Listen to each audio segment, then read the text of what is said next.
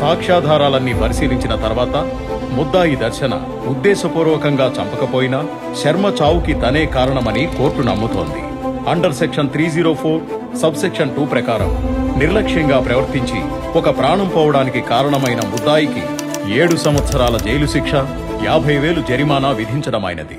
The case is closed. తను తీసుకెళ్లింది dummy gun అని చాలా క్లియర్ గా చెప్తుంది కదా మేడం. అదందరికీ క్లియర్ గానే ఉంది విష్ణు. కానీ అక్కడ మ్యాటర్ ఏంటంటే, ఒకవేళ అమ్మాయి డమ్మీయే తీసుకెళ్లుంటే క్రైమ్ సీన్ లో ఒరిజినల్ ఎందుకు దొరుకుతుంది? నిజంగానే అతనెందుకు బుల్లెట్ తగిలి చచ్చిపోయాడు? ఈ కార్ చాలా డేంజరస్.